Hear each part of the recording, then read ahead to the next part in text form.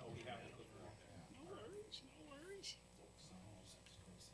Queuing up. And there'll be a phone for state trooper. We're gonna bounce to him and then bounce back. I don't know, some people just look at it. Oh, yeah. I thought about that, but I didn't have time either, so.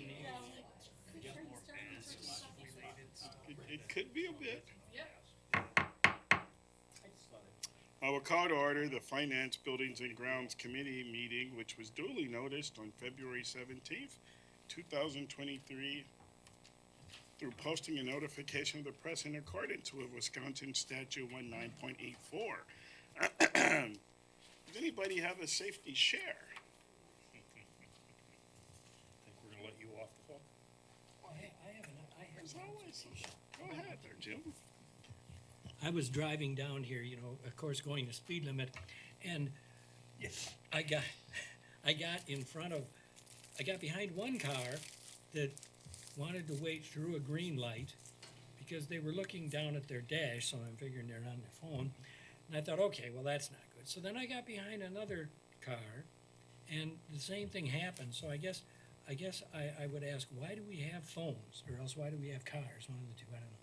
Or why don't we have phones hooked into our cars so we can just say stuff, and then you don't have to look at it, right? Is that a safety share? Not really, but you know. That's an observation. I can use this phone. You have one?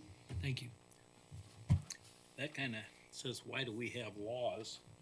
And fits back into my last safety message of turn signals and that using them and such. But also, why do we have laws that you're not supposed to use your cell phones in a car? Because if you watch, I don't know what the percentage is, but it's one car after another that they're sitting there like this in their lap, and then sitting at a stop sign and nobody can get through the light because oh gosh. So I don't know, why do we have laws that nobody enforces? So that's all I wanted to say. That isn't a message, that's a statement. So do we want to pick and choose which ones we want them to enforce? I'm just saying, like a speed limit. It's not a speed guideline, and most of us typically are not on point for speed limits. Not perfect. But so I think both of these bring up a wonderful thought that I have is, and that I've said sort of where are you at and what are you doing? How can you keep yourself and others safe? And this is a perfect example of, you know, where are you at and what are you doing? The most important thing that you're doing is driving. There is nothing more important than that. There's a time and place for your phone, and it's not when you're driving. So I don't think there's anything that's going to be more important than that. And what I will notice and what I'll say is, so one of our safety items at work, we can't use our phones talking as we drive. Just eliminate that. And I thought that was a wonderful particular item for us. I think of some years ago, I was in I'll say practicing engineer as opposed to a project manager. And they were actually having some outages here in Janesville. I was in Fond du Lac and I was driving back, and they were asking me questions so I could picture the electrical system here in Janesville, and I am basically saying what we needed to do.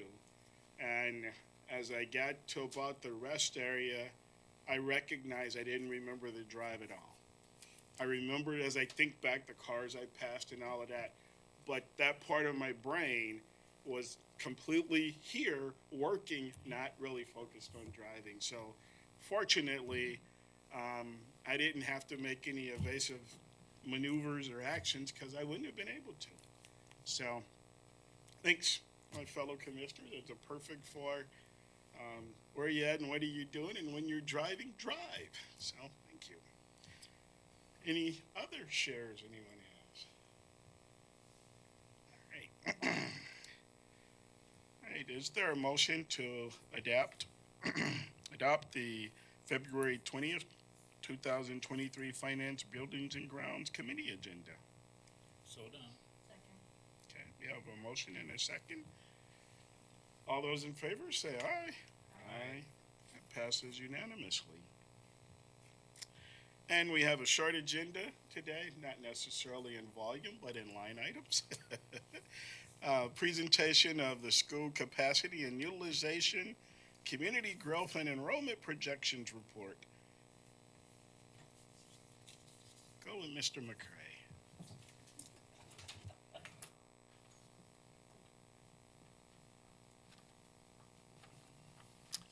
Thank you very much, Commissioner Ardrey. Just a couple points, and we'll begin with setting the stage with our,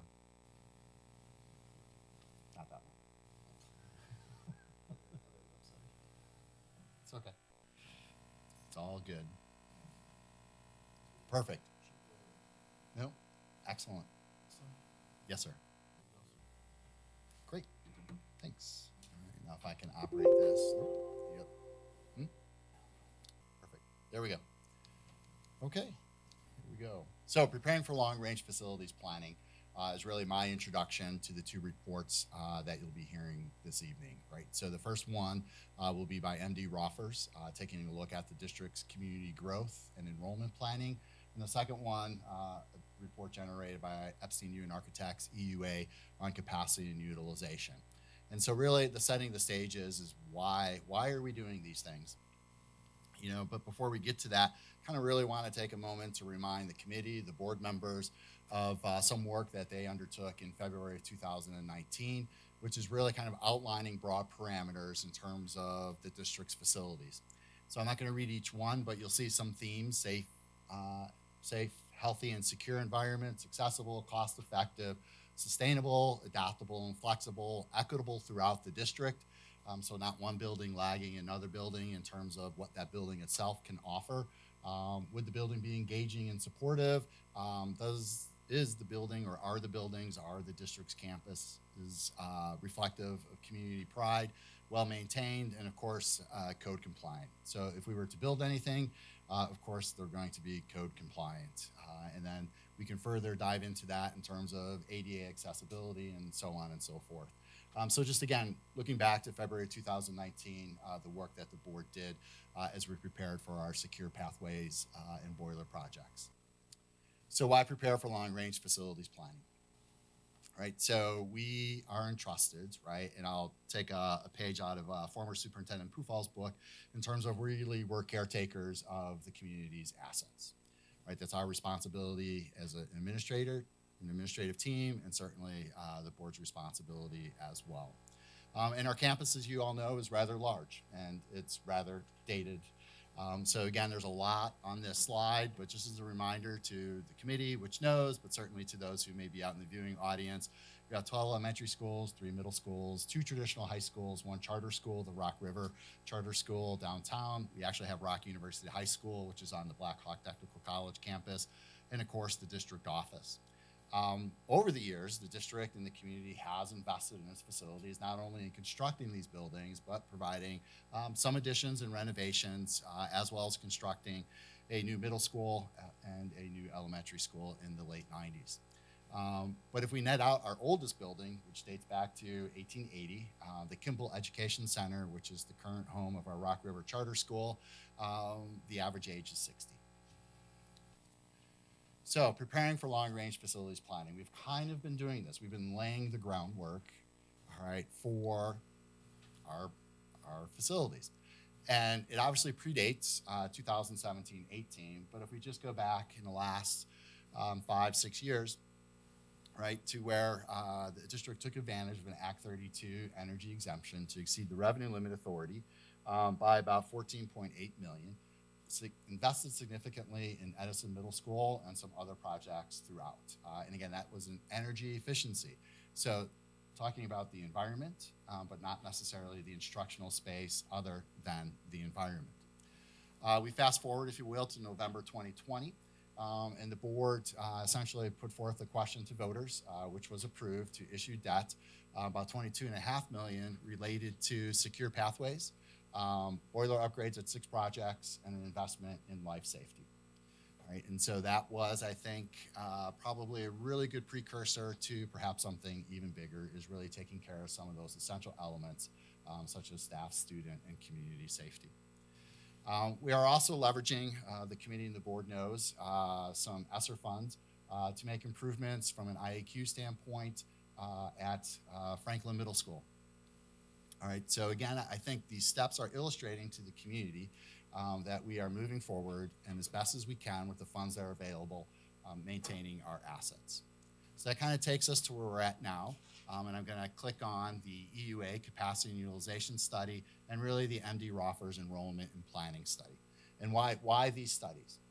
All right, so having sailed these waters before in terms of potential questions to the voters, right, a lot of questions come as, well, what have you done? And a lot of what abouts, right? The community may say, well, you keep telling us that your enrollment's falling. All right, is it going to continue to fall?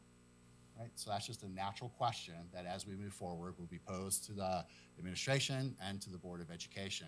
So really these two reports are not a plug and play. There's not an immediate answer, but rather these reports are here to provide us with some really good data for discussion and for planning.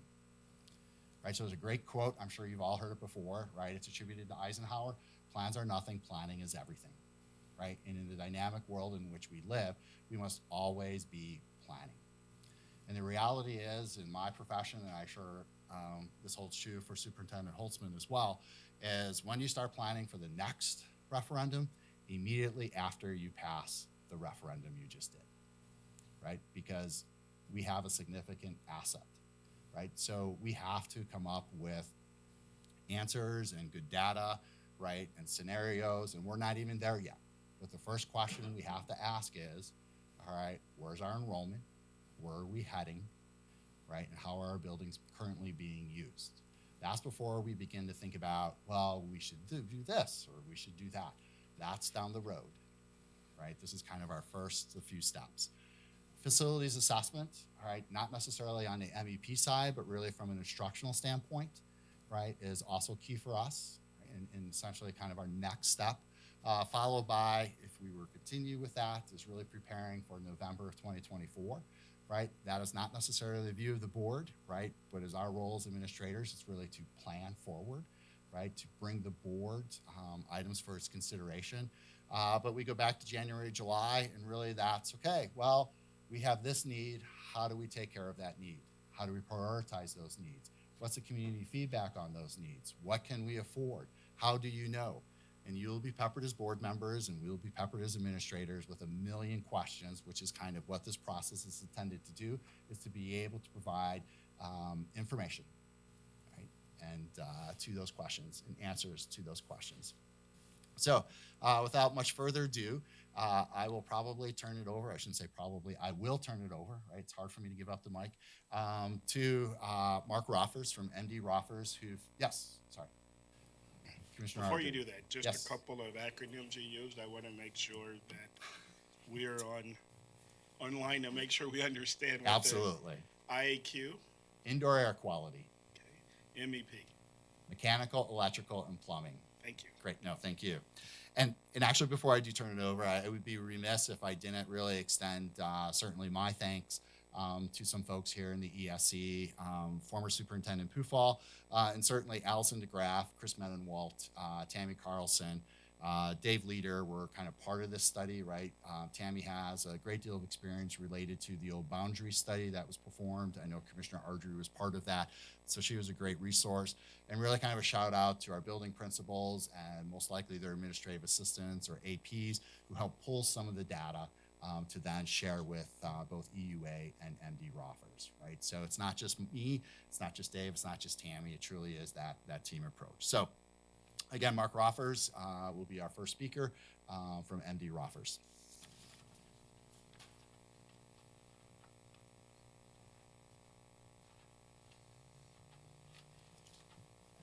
Thanks, Dan. I'm sort of mortified that I didn't turn off my ringer on my phone, but I think I got it covered. It's nice to be back in Janesville. I say back because I started my career just up Franklin Street as an urban planner for the city, remember years ago, over 30 years ago, and have been back a few times since. First time working with the school district, and I'm very pleased to be able to do that. So I'm going to take you through a presentation that summarizes a report that I think I see in front of you is that big heavy thing that landed on your desk. And I'm going to be happy to answer questions and get into details as we go through. And the way we're going to do this presentation is that I'm going to talk about trends affecting enrollment in the district, how we projected enrollment, and then talk about how our projections for housing units, which are a key component of our methodology, and then our student enrollment projections. Then I'm going to take a breath and get a drink of water, and we're going to turn it over to Roberto, who's going to talk about the school capacity analysis.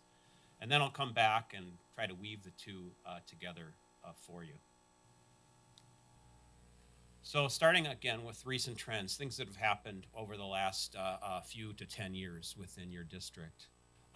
As Dan alluded to, over the past 10 years, the district has declined in enrollment by about 700 students. That decrease has been concentrated at the elementary school level and to a lesser extent the middle school level, while high school enrollment has remained relatively steady. And I'll talk a little bit about some of the whys as we go forward. The open enrollment in and out of the district has not changed very much at all over that same period. The bottom line you see on that graph is the net open enrollment in, which has been somewhere between plus 100, give or take, and plus 200 over the past 10 years. And as we think about that relative to the 9,500 students in your district, it's really not a huge factor for your future or your recent and probably future growth, as we'll talk more about later. Why has enrollment declined? We have an aging population in the community. The baby boomers make up about 25% of the total population. And as we look forward between 2010 and 2020, the average age in the district increased, and the number of people who are in prime childbearing years decreased by about 1,600 people. So not at all surprising that in that environment, enrollment would go down. Now, there's some evidence of change. The map that you see on the screen represents areas where we have greater numbers of women that are in those childbearing years, and that will influence our enrollment projections that I'll share in a moment. We look at births as we think about future enrollment, and what we saw within your district is increasing in number of births in the first half of the 2010s, and then declining births in the second half, which is common across the state and nation as that population has aged and has not been replaced, and as birth rates have gone down. We have seen a slight uptick in the number of births within the district over the last couple of years. There's a few theories on that. It may be due to increased millennials. We have millennials in their prime childbearing years right now. They postponed having babies, broadly speaking, compared to prior generations, but it is the biggest generation that we've ever had in the United States. So we may be seeing a change in number of babies being born just based on the size of that population, even with lower birth rates. The community is growing in racial and ethnic diversity. Between 2010 and 2020, the white population in the district decreased by about 3,100. And then as you look at the Hispanic, Latino, Black, or African American populations, and those identifying as mixed races, those folks have all increased in numbers within the district. Why does that matter? It may lead to more students because per federal data in Rock County, Black and African American women and Hispanic or Latino women are more likely to have babies or have a higher birth rate than do white moms. So it does matter as we think about current and future enrollment that the community is becoming more diverse. There is a geography to the diversity within the community. This map and a lot that you'll see are so-called heat maps. They represent greater populations within a certain category, and you'll see those categories flip and flop as we go through the maps. But the bolder colors represent, in the case of the left, where we have a greater percentage of African American folks, and on the right where we have a greater percentage of Latino folks in the community by the bolder green colors. Housing turnover we think about and as potential for new students within the district, but as we have looked back at that over the past 10 years, it's not always leading to more students. This map represents through the bolder colors where we have neighborhoods where we have existing homes that are turning over and selling to new households. But as we kind of compared that to where students are coming from or not, in many of those neighborhoods, we've actually had decreases in student enrollment. So that suggests that, one of two things, either that we have a lot of non-family households that are buying those houses, or we have some younger families that haven't had kids yet or just starting to have kids and may populate our schools coming up, and we'll learn more about that in a little bit. At the same time, as we look back to the past 10 years, we know that Janesville has a housing shortage, which is very common across our state and country. We have statistics that suggest that for every 1.7 new families moving to or being formed in the district, we only have one new housing unit to fit them in, and the math doesn't work so well, right? The needs are greatest for low and moderate income households, and in many cases, local jobs don't pay enough to help afford market rate apartments or single family homes. So there's a disconnect of number of housing units and of affordable housing units in the community. So what's been the response? We have had within Janesville some significant recent building activity in response. Over the past decade, we've had 800 plus new housing units built. About 60% of those are single family homes. We'll talk about the importance of that in a second. And the last few years in particular have been big years for housing unit growth. The city has permitted 250 plus housing units in each of the last 3 full years, with the exception of 2022, as we started to feel the interest rate crunch come to the fold. But even then, we had 200 more units being built in the city. Important thing to keep in mind as we think about housing unit growth in the city is that the city is not the school district and vice versa. I'm sure you've had to coach people on that many times in the past. And about half of the new housing units in the city that have been built over the last decade have in fact been in the Milton School District to your east. So that's an important thing as we think about future enrollment. While some of those might open enroll to the Janesville Public Schools, not all of them certainly will. And so city growth is not necessarily school district growth. Why it matters, whether something's a single family house or not, is that there's different student generation coming from different housing types. We did a survey working with data provided by Dan and Tammy and others of people who have bought or built new homes, within the district, or bought a new home built by a builder. And that survey suggests that for every new home built over the last few years, you get about a third of a student in your district. And furthermore, those aren't all new students, because it's a lot of folks that are shuffling around in the district. About close to half of the people that are occupying newly built houses are moving from somewhere else in the school district. Now you can drill down and take this further, and we certainly did. So each recently sold home in the district generates about a third of a student. So we do have a cycle of new kids coming in from the new homes being built.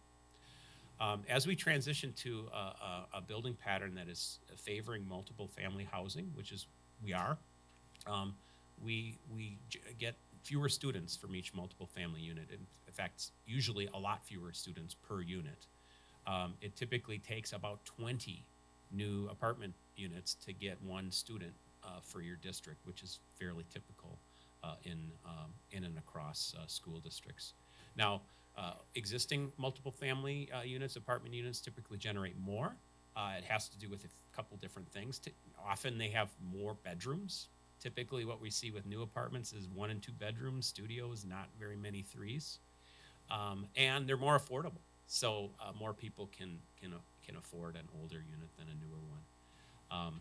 And so those are all statistics that exist in the community and were really, really important as we thought about the future and housing unit growth and how it might lead to more or fewer students for your district.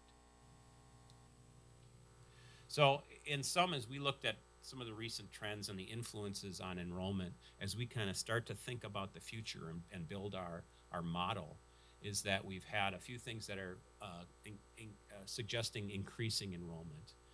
Strong employment growth, jobs have grown here in Janesville and in the region, and you're increasingly accessible to jobs in Rockford and Beloit and in Madison, in Milwaukee, through the expanded interstate system. Another positive influence on growth is that your housing is relatively affordable compared to some of these other places, particularly as you look towards Madison and Milwaukee. Median home price in the city for sale is about a little over $200,000. To our north here in Dane County, that number jumps to $375,000, so it's a big difference. Another influencing factor on future enrollment is we do have continuing housing development occurring. It's been affected by higher interest rates, without a doubt, but we still have that underlying housing shortage that while some folks might have been sitting on the sidelines over the past 6 months, they'll come back in to the housing market for sure, even with the reality of higher rates for the next few years probably. So those are all kind of positive influences as we think to the future on where enrollment might go for your district. There are some potentially negative influences. This is my partner Nick's kid. I can't take credit for that beautiful baby, but he was a great contributor to this report too. He couldn't be here this evening. Most new housing is that we're seeing over those last several years, those 250 units per year that I was talking about, have been multiple family units. As I mentioned earlier, that typically generates fewer students for the district, a lot fewer than single family homes do. So that's a negative influence on future enrollment growth. And as we look at the distribution of where the single family homes are in the city of Janesville, which is your predominant generator of housing, single family housing is tilted towards the Milton School District on the far east and northeast side of the district. Another factor influencing future enrollment, and a factor that's basically a continuation of the trend over the last 10 years, is that even though we might have increasing number of kindergartners coming in, and I believe we will, we have still a handful of really large or comparatively large high school classes that are going to graduate. So if you have 800 graduating and 600 coming in, the next year is going to have fewer students unless you can, boost housing unit growth and new families that are coming to the district. And then the final factor, and this factor kind of plays out district-wide and in small areas that we analyze, is that we've seen a period of stabilizing births. That's good. Because you were dealing with declining births in the district and therefore declining enrollment for a period of time. We suspect that those number of births might go up because we have the millennial population, the bulk of which are in their 30s now, prime childbearing years, maybe pulling themselves out of student debt and other things and settling in eventually to their future home. So those are factors that may have ultimately an increase in the enrollment. So as I looked again to the past with Nick and with the support of district staff, those are some of the bigger picture trends that have perhaps explained why enrollment has gone down so much over the past 10 years and why the next 10 to 15 years might be a little bit different. And I'll talk a little bit about how it might be different going forward. I'm going to talk a little bit about how we did enrollment projections, because I can guarantee you the last thing we did is looked at the last 10-year trend and just drew a straight line off of that trend. I hope the 90 pages of the report show that we went a lot deeper than that when thinking about future enrollment and how things will change. So what did we do? In overview, we divided your school district into 63 different neighborhoods. Those neighborhoods are based on things like school attendance areas, subdivisions, common subdivision names, major roads, the river, other barriers that tend to separate one place from another. we didn't, the map you see here shows all those 63 neighborhoods and all of the elementary school attendance areas. So, the Washington attendance area might have 7 or 8 neighborhoods that are assigned to it, and only to it on this map, for instance.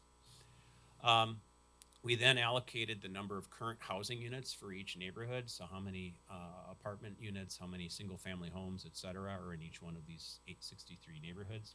And then with data provided, student enrollment data provided by the district for 2022, we calculated, 22-23 this year, we calculated current student per housing unit ratios for each grade group in each neighborhood. So how many kids are you getting out of each neighborhood that go to elementary school, middle school, high school? Now then we started to, once we had that base, that foundation, we looked to the future and in analyzing demographic change and future housing expectations for each neighborhood, talking to municipal planners, using our experience as urban planners and demographers.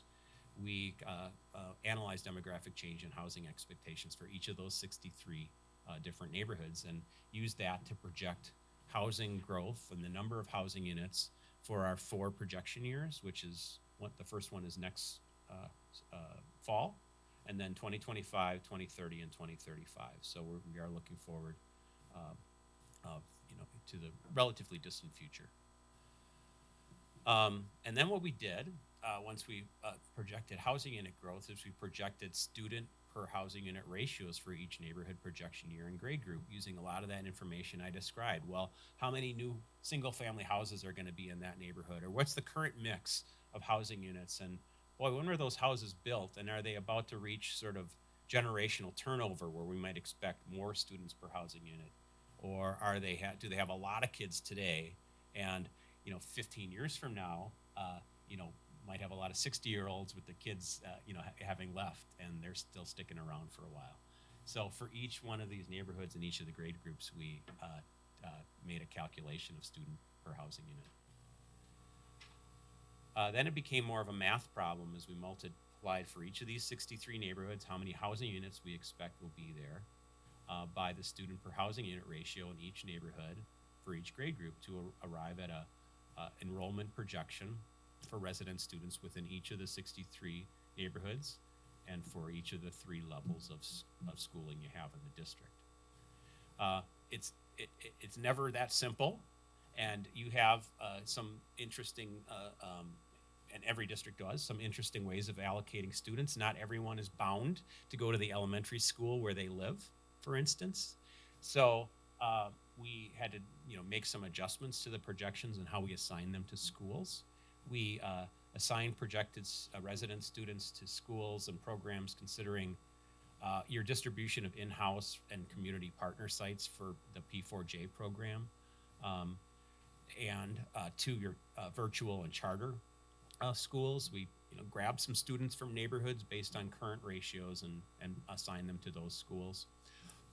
And we also considered, with some pretty detailed spreadsheet analysis, how students in one elementary school attendance area might in fact attend a different elementary school going forward. And we made an assumption that the current percentages of students within each neighborhood that go to a different elementary school would continue to go to that different elementary school going forward. Now, they're going to be different students 10 years from now, but that was our way of allocating students to the different schools. So, a key point with this analysis is we didn't assume any policy changes, right? We didn't assume that program would go away, would change. We didn't assume that, all 4K students would come to the schools. If the board were to make policy changes, that would affect how these enrollment assignments were made.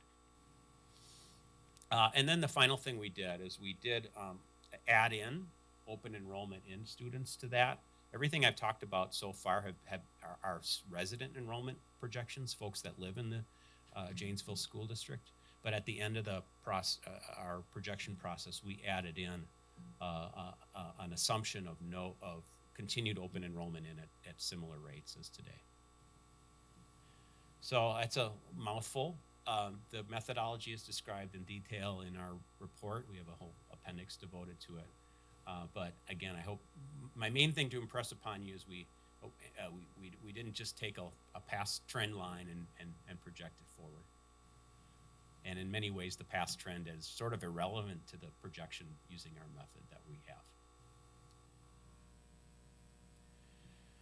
I'm going to talk about the projections now and start with the housing unit projections, which is the first piece of that.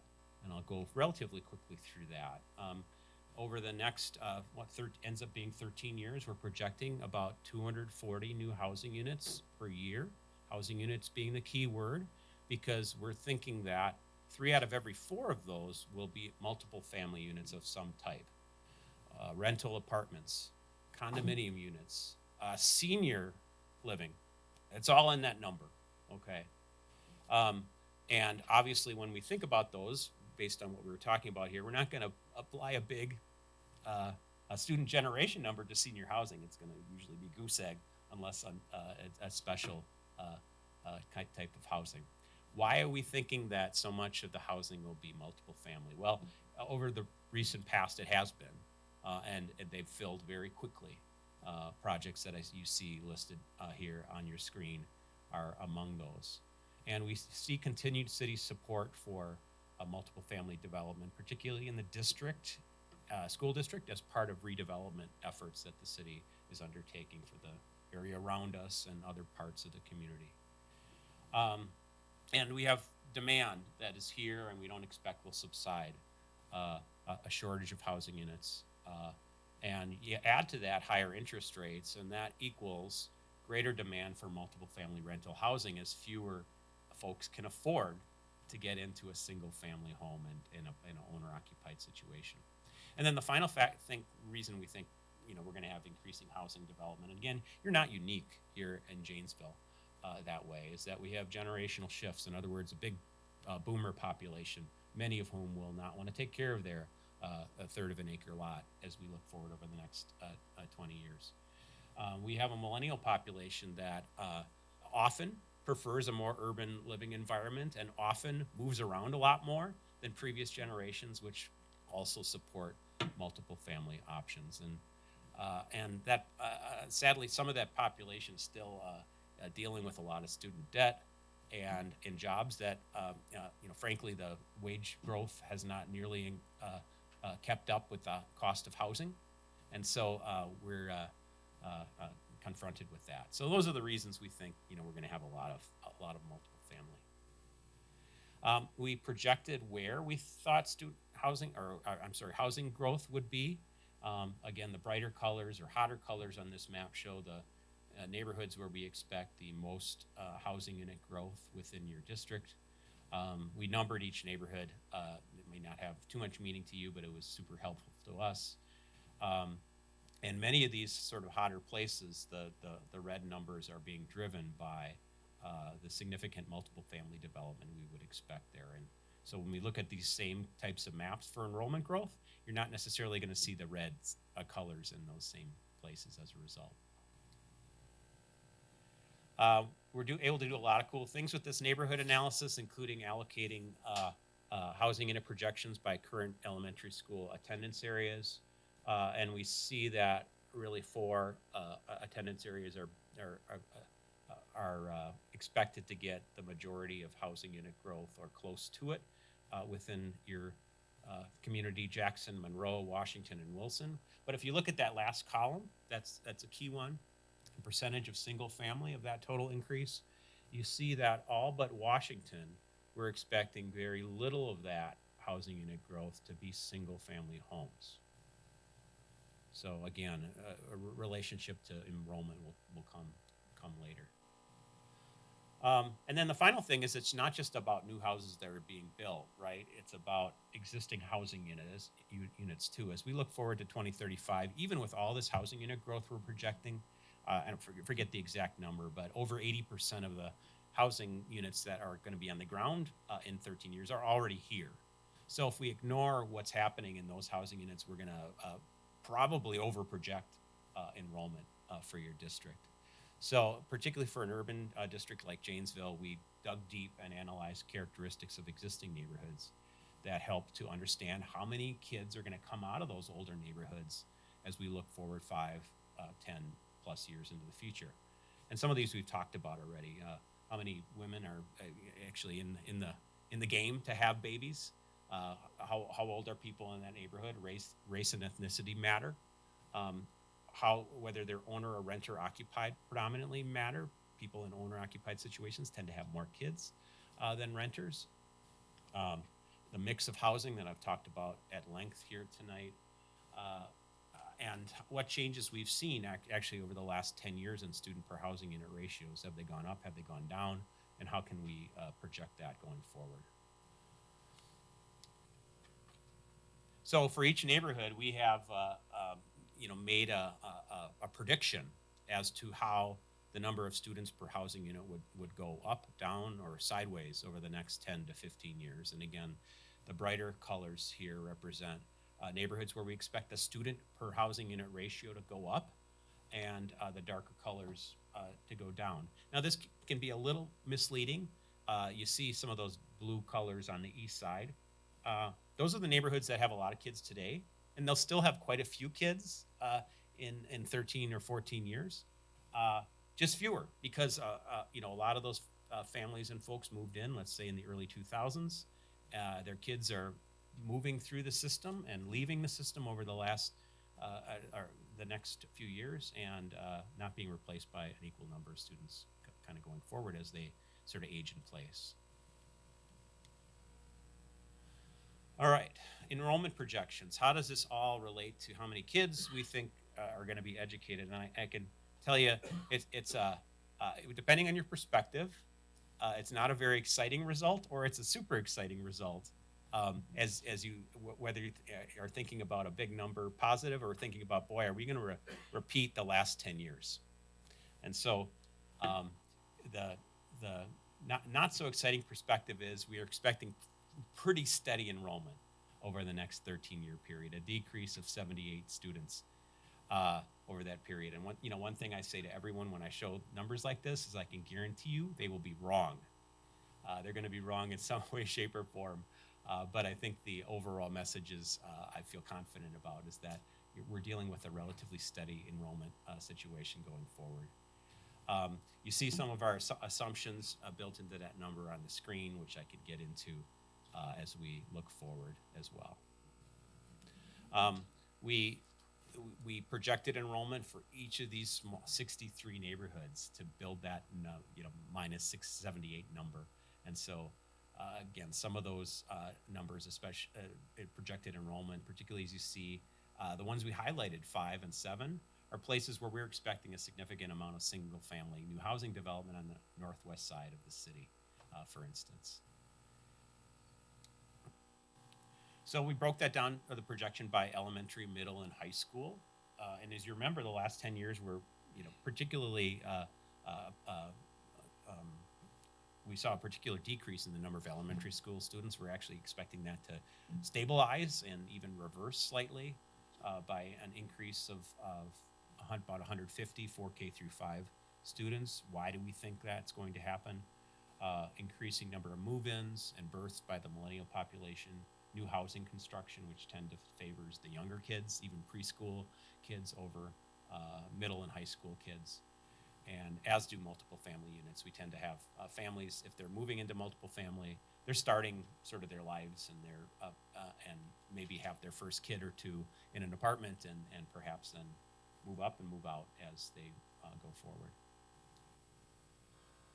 I talked a little bit about where those enrollment increases may be focused.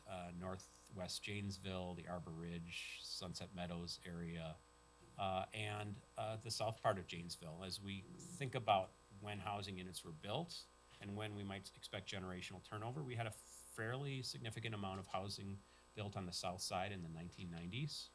And we have new families coming into those units and houses. And by the way, they're more affordable than a lot of other places, and that's important in this era in particular. East side is not withering away. Increase is certainly an important generator of new housing, but we're going to we expect to see, some neighborhoods actually decrease enrollment while others might increase on the east side of the district. Middle school, steady is our projection over the next 13 years. You can see our brilliant projection that Edison is going to increase by 1 student. I thought about naming that student, but I thought better of it as we moved forward here. And then as we move to the high school, a little bit different story, projecting a decrease of 240 students between 2022 and 2035. And that, as you look to our short-term projections, you will see that decrease is focused over the next few years. You had a significant period of higher number of births in the late 1990s, early 2000s. Those kids are growing up and graduating. We talked about that earlier. The current 4K through 5 class sizes are actually 20+% smaller than your high school class sizes, and the current grade 12 is going to graduate about 840 students, and our current 5Kers are about 622. And while we do see some growth, that 622 number is going to become a bigger number as you go forward. It's not going to get to 843 in 12 years. So again, a short-term decrease in high school enrollment is part of our projection. We have it all put together in various charts. I can revisit this. I'm not going to hover on this at all, but this shows the breakdown and where we see again the growth. And if you wanted to, for instance, look at that high school total, you can see that we're projecting that most of that decrease, if not all of it, is going to occur in the next few years. So with that, I'm going to turn it over to Roberto, who's going to talk about capacity, and then, like I said, I'll come back and we'll put enrollment projections against capacity to paint the bigger picture. Thank you.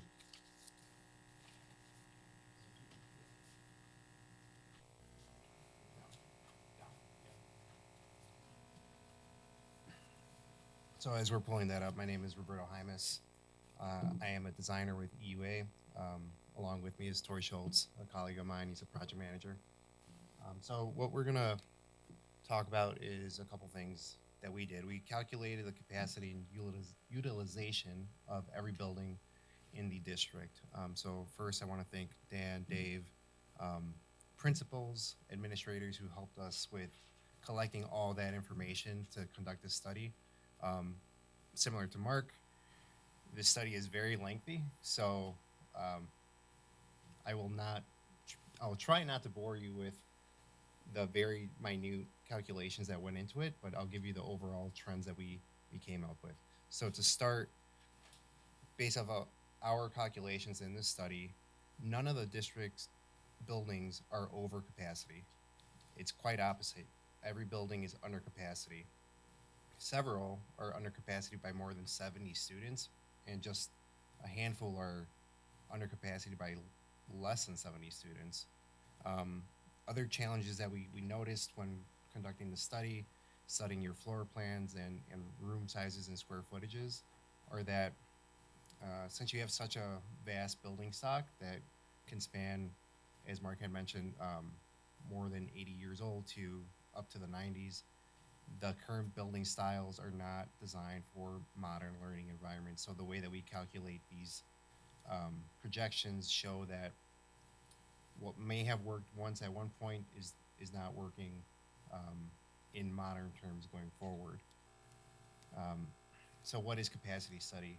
You might think it might be how many students can I fit into every building, every room, all the time, when in reality we're looking at different ways to project those numbers because you're not going to have every room filled in with a student the entire day.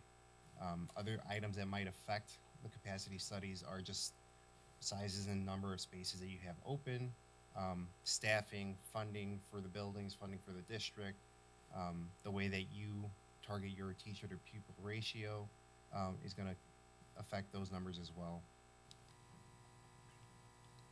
So, as I said, maximum is not a realistic idea of how to calculate the capacity, but functional capacity is probably going to give the best outlook of how each building is filled. So for an elementary school, we typically try to see that that elementary school building is filled 90% of the time for those classrooms. Middle schools and high schools, we take a rate of 80% because those students are likely moving from their core classroom to a elected or art room or music room during the day. So, in a quick overview of this, we calculated 3 different ways of studying the capacity for each building.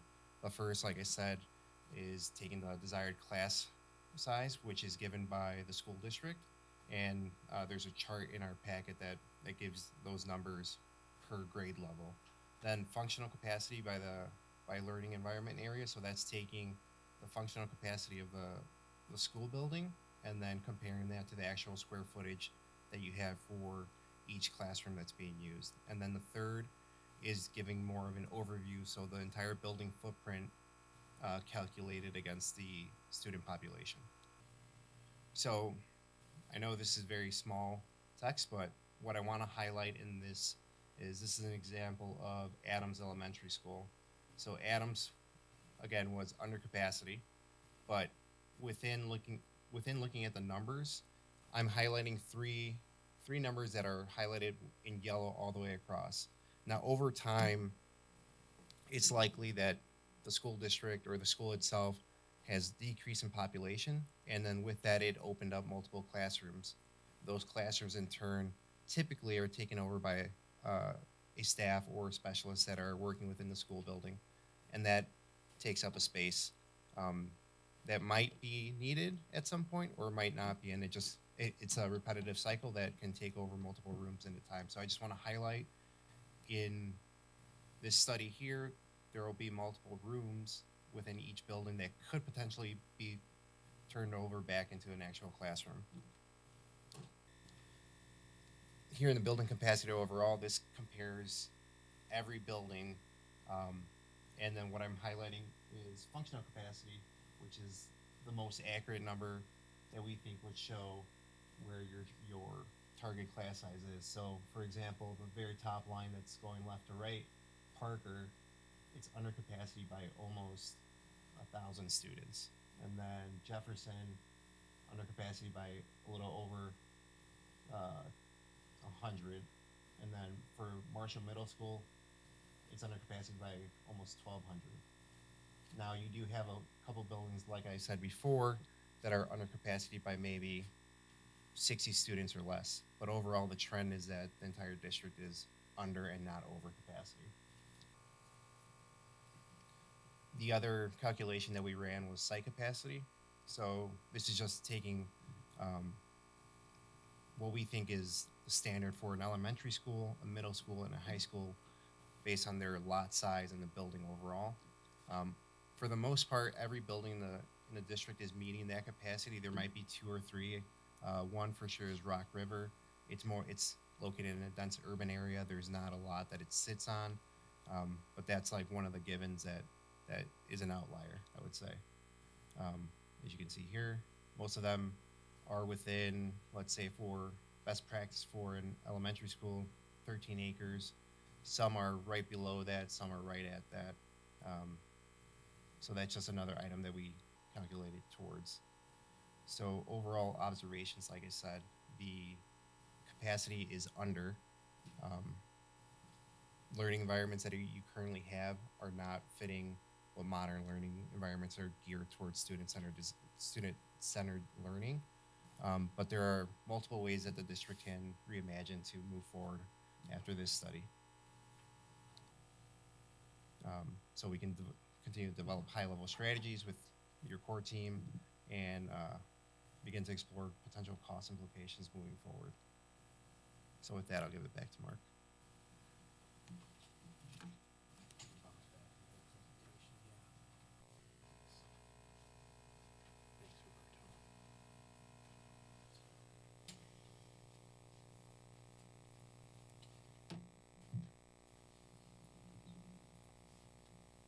You can go to the next slide or start here. Yep, perfect. Thank you. So, if we're dealing with an environment where we're not expecting much change in enrollment over the next 15 years, you could probably guess what's going to happen with these enrollment to capacity numbers. However, we do have some movement of where students are going to be in the district 13 years from now compared to where they are today, which does matter and will affect different schools differently. So with that, I'll show these charts here. As we compare the functional building capacity calculations, that first column that Roberto shared, and look at all of the elementary schools in the district, we're expecting a continued excess capacity of about 1,000 to 1,200 kids within your schools over the next 13-year period. So just to explain these charts, the gray area is the functional capacity of all the elementary schools combined if you added all the elementary schools in that first column of Roberto's sheet together. The black line is our projected enrollment for all of the elementary schools, the grades 4K through 5, those that are attending, we expect to attend one of your buildings. And then the little increment there between that and the red line is if we add open enrollment in to that number. So you'll see that pattern repeated as we compare enrollment to capacity. Big takeaways from this long table is that most elementary schools, as we drill down to the individual elementary school level, are projected to operate somewhere between 64% and 91% of their capacity. And one school, and this ties to those enrollment projections and where we expect more students to come, Washington is expected to slightly exceed its functional capacity by the year 2030 based on housing unit growth that we expect within the northwest part of the district. And again, that's based on all the continuation of the current policies and attendance areas that the district has today. At the middle school level, remember that very, very steady 9+9 students. So that's a very flat line, which is about 1,100 students below the combined functional capacity of your three middle schools. And this is a detailed chart that shows the projections to building capacity in the final column of this table for the middle schools. And then at the high school level, remember we're projecting a slight decrease, 240 or so kids over the next 13 years at the high school. So we're projecting an excess capacity, functional capacity in your two high schools combined of about 1,400 to 1,600 students. That's space that's not being occupied by students under the projections. Roberto mentioned the Rock River Charter situation. That building, urban school building, a program a little bit different in its design where students are in and out of the building. So it doesn't lend itself to this analysis terribly well. So that's why you see the yellow in this particular slide. But as you look at your two comprehensive high schools, Parker is projected to be at 57% capacity by 2035 with Craig about 2/3 capacity. So, and I'm going to wind it and turn it back to Dan, and we're all going to be available for your comments and questions. But as we think about the projections, just to summarize my presentation, you see here the enrollment projections steady, not another decrease of 700 students, which I think is the big story and big takeaway from the projections. And as we think about the relationship to school facility needs, some initial observations is that you have more than adequate capacity to accommodate both resident enrollment and anyone who wants to come in from other school districts to your school district to be educated. Each grade group has 1,000+ students of capacity that we expect over the next 13 years. It's not all equal, as we shared a little bit earlier. Some schools are approaching capacity. In Washington, we expect over the next 10 years to exceed its capacity with current attendance areas and policies if they were to continue. But the final takeaway I'll offer before I sit down is that there are a host of other factors to consider when you're thinking about what to do with your schools. The importance of neighborhood schools to your community, the condition, age, design, learning environments that Roberto just touched on, but are are and should be a big part of how you think about this going forward. Those are just a couple of considerations as you think about what this all means and how you might take those next steps in the flow chart that Dan laid out for you a little bit earlier. So with that, I thank you for listening to us, and again, we'll be here available for questions today and going forward. Thank you. Thank you, Mark and Roberto. I guess my first comment would be, I think Tammy and I are feeling pretty good about the work we did most recently in the Boundary Line Committee, because it's holding over the years. So that was without all the data available. So that's even. I'm giving myself a pat on the back with Tammy. Any questions, fellow commissioners?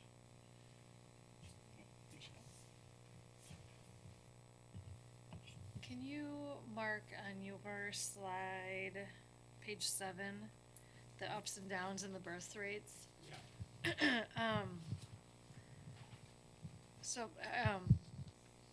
I have one my youngest is born in 2011, so then looks like after that, we saw an increase. So won't we, and he's in 6th grade, so the middles and highs schools are gonna start seeing a little bit more. I just wanna make sure I'm interpreting this right. Does this mean that over the next few years, our middle and high schools are gonna start to see more, and then we'll drop off again? Your middles might see more in the next few years, but what you're not seeing on this picture is what happened before 2011. I hate to interrupt, but could you use the microphone, please? Sure. Okay, thanks. It just wasn't. So if you look at the numbers before 2011, you'll see that those numbers were bigger, those birth Okay. numbers. And so the number of high school kids that are going to be leaving are not going to be replaced in sufficient numbers Okay, to- that makes sense to then. deal with the loss. And and I like how Nick, my colleague, put this together. You could kind of lie with numbers and charts and think that this was a big change, but really between 800 and 900 births is a relatively insignificant trend. Right, okay. My last comment is, like, what happens next with this then? Because Commissioner Paul and I have been visiting a school a month, and we recently did Rock River Charter, so it was really interesting and got to tour. We're actually going to go again in 2 days to finish that tour up. Now, they showed us the current enrollment, about 150, 200 across the different programming that they have, and how some are going to move into that programming and that. There's another 150, 200 wait list. And given the change from Tagos and closing Tagos after the end of this year, I feel like, and then the style of this learning environment, there's a ton of one-on-one, but then there's also some good bigger classrooms. It's nice individualized learning. It seems like it would be a good fit for the additional needs we're having post-COVID of our students in our district. So what happens next to kind of start talking about how can we grow Rock River, where could it be, and better utilizing the capacity then and the gaps that you just pointed out in this study? So the most immediate thing that will happen is the Boundary Line Committee's been waiting for this study. And what the duty of the Boundary Line Committee is to look at the enrollment that we have, the projections, to say, do we need to adjust the boundary lines at all? So we'll take a look at that. And then we will come with a recommendation. That's only based on belly buttons and where they're at. It's nothing to do with programmatically what happens.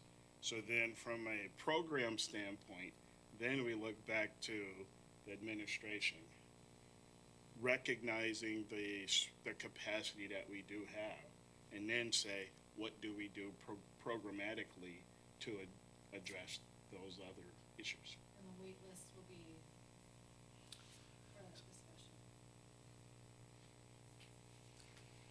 So if I may, there we go. Okay, great. So thanks very much for darkening the door, if you will, of our schools, right? So it's important that you're engaged, and thanks again for that. it is certainly, there's two elements I would say regarding Rock River Charter, right? One is the programming that Commissioner Ardrey spoke of, and I think with that program is obviously what students are attending, how can their needs perhaps be addressed at a traditional school as well as Rock River Charter, right? So there's that programming aspect of it. I don't think it's the district's intent, and again, perhaps Mr. Holtzman will address this too. We don't want a waiting list, right? But why do we have a waiting list? And can those students' needs be addressed at a traditional school, or truly do they need to be addressed at Rock River Charter? That building, right, is a great little office building. As you know, it's really not designed as instructional space, right? I think part of it as we look to the future globally, right, is we don't want a knee-jerk reaction to say, well, let's attend to those students' needs in this building or in that building without understanding potential neighborhood increases in enrollment, right? So we just didn't want to make a decision in isolation, which we've been waiting for the report as well before we do that. And sometimes the example I give, so I know Dr. Peterson at times would say, I'd love to have a playground, right? Well, we're not going to have a playground at that downtown location. If you were to ask Dr. Peterson, she would probably say, I'd love to be at an elementary building. Oh, okay. Now this is, again, her opinion. Well, let's just pick an elementary building. Well, we don't want to pick an elementary building that perhaps is in a neighborhood that's going to see exponential growth, and then they're moving again. So understanding kind of our current stock to assist not only the boundary committee, but the board, administration, in terms of what does that future look like. That is somewhat very long term, and we're being pressed, if you will, by that waiting list, by addressing the needs of those students and ensuring their success. But this will be helpful in terms of, is there an interim location? And again, it feeds into, and Mark's point, and I'm addressing your question as well as just perhaps just speaking, but hopefully with intent is, again, not a knee-jerk reaction. Let's do something to do something, but let's have it data-driven and well thought out. What is the best location for all of our students, whether they attend Rock River or Craig or Jackson? And then also, are those locations, again, whether it's the Rock River, science classrooms at Craig or tech ed classrooms at Parker, are they meeting the educational needs of our students in a really great learning environment?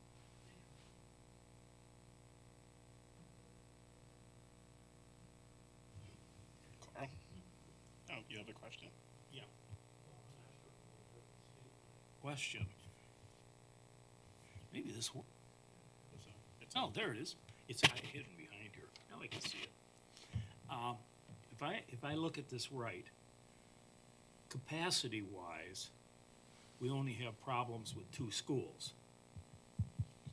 And that, capacity-wise, that's all that I'm talking about. And that seems to be Washington and Rock River. Those are the 2 possible problems. I guess it depends on how you view the capacity. If you're Just capacity, there's room for more students. I think there's It's room versatility. Sure. Yeah, I mean, you have room for more students in every building. Rock River, being that it wasn't designed as a school, and as Dan had mentioned, it's more of an office building. You're at the seams, busting at the seams per se. But the rest of the buildings in your district, you have room for growth. Now, majority of them, you have a lot of room for growth, or shuffling, depending on how you look at that programmatically. And that doesn't take into consideration, as Greg has brought up, programmatic type things, or teaching methods, Correct. or other things that may need to be adjusted as we go along physically within the buildings. Methods can be just student to teacher type of thing, but it also can be the physical building itself. As some of the things I've been studying have shown that we're going to be looking at that across the country. Hopefully we get it right. Yeah, I think it's a good time to look at those things, Greg, and see if there's some way we can adjust to it. The problem is, by the time we arrive, something else comes up that says, oop, this just changed on you. I hope that this report looks like it's thorough and it's giving us some guidelines and that. But I would say one thing, don't anchor your foot in concrete.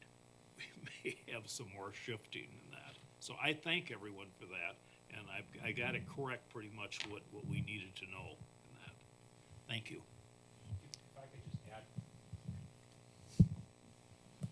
If I could just add one comment, it is, everything you said is true.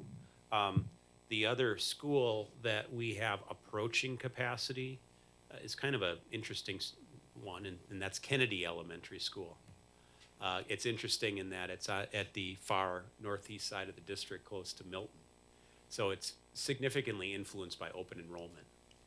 And, you know, that could change and fluctuate. We talked to the Milton School District. We, you know, believe that there's nothing to suggest that we're going to see a lot more open enrollment in than today or out to that district. But its proximity suggests that that's definitely one you're going to want to keep your eyes on for how many students are coming in and out, including from non-resident students, because we have that, I would say, approaching capacity by the end of our period. One thing we don't take in consideration, although I don't think it'll happen, that'd be district boundaries. And that in some kind of a collaboration that might help the districts in doing something together. It may occur. We don't know that. I'm just adding that in. So what you brought up was just excellent. Thank you.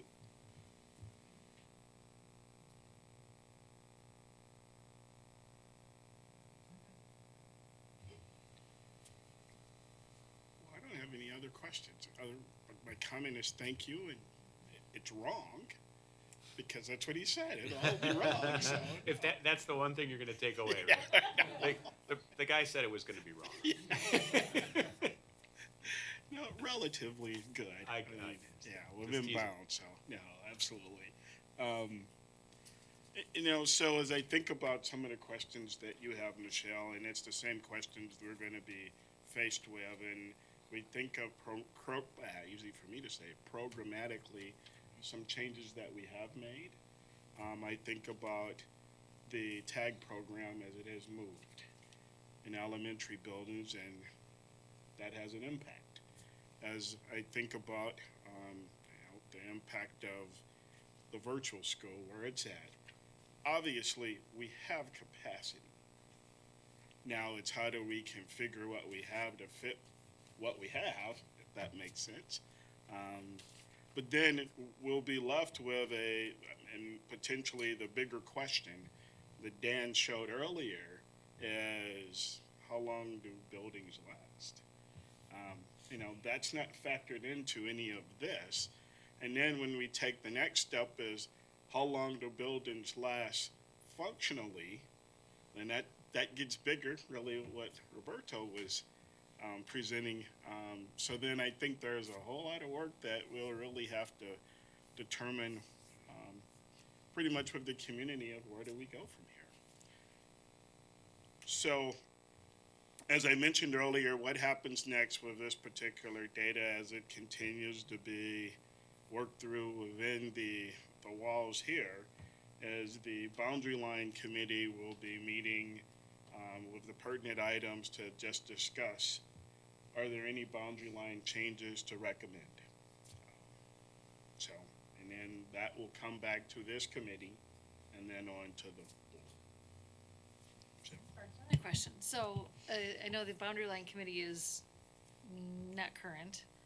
How are you going to get that ball rolling again, pull in the relevant, or are there new people that should be involved, or are there old people that should fall off?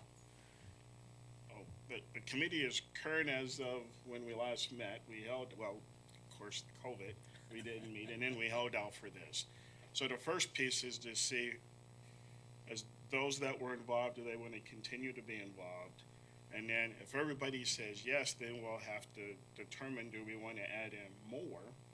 And then that was, as I think about how we processed it before, it was in consultation with the superintendent. And then we may just ask for community interest, to, I guess, have a bigger voice within that committee. And then that's how we will build it back up. But the intent would be to still get through the boundary line, to a recommendation, I would say before the end of the school term. Yes. Yes.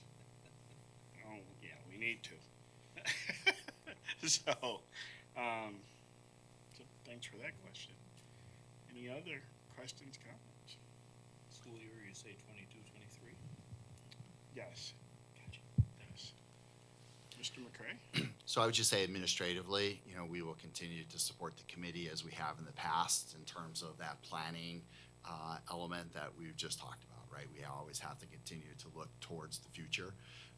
And again, the big takeaway, and we saw this a little bit as a preview prior to this evening's presentation, is we certainly did not want to see a decreasing enrollment over time similar to a La Crosse or similar to a West Allis, West Milwaukee, right? Particularly if we begin to look at our programming and suggest improvements in how to improve our programming for our students and how that space is used. Right, so this is just kind of a keystone element of that overall approach, is looking at capacity utilization and the future in terms of enrollment.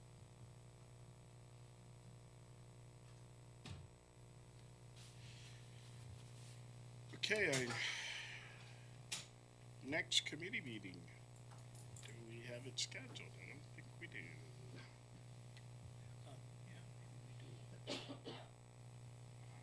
Are we meeting in March? Are you guys meeting in March? Maybe I should put it that way. We had one tentative. The normal time would have been during spring break, so there's not a meeting unless you want something on March 27th, which is the day before the school board meeting on the 28th, the special board meeting. I think some of our intent of the 27th is, will we really have a better understanding of the state budget at that time, right? So are we optimistic or pessimistic? And really kind of taking a bit of a, if we have something, how does that begin to set the stage for the staffing report that you'll see the next day on the 28th? So we would have a meeting the 27th, if that's at least reserved for now. I would say yes. That would certainly be my suggestion. I know that's 2 meetings for you. Again, we've had and looked at a preliminary budget. I think we're managing that well. Superintendent Holtzman has spoke of how we're going to manage that well. But I think it's just important that before we make a significant staffing decision, and I shouldn't maybe say significant, just a staffing decision, that we understand the fiscal parameters in which those recommendations are coming. 27th available. Time, so. Okay, that's, my next question is, how early can we meet? Well, to have access to the boardroom, we would have to meet at 5. There is a meeting in here all day. Somebody more important than us? No, but they reserved it before us. Yeah, they reserved it before us. We're not more important. And that's to give us time to set the room up. Sure, yeah, no, I understand that. Location to be determined, and time, how early can we meet? Michelle? 4 is the earliest? Probably push it that early. Jim, Carl, is it 4? Okay, so we'll say probably 4th, and then we'll determine the best location. One last thing, I think we, and I apologize for this, I should have mentioned this when I had the microphone the last few moments ago, is the committee has seen this report. The thoughts of perhaps condensing just a little bit more and having this for the full board's consumption on February 28th.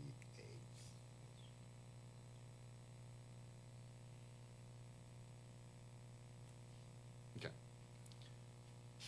I don't manage that agenda, so.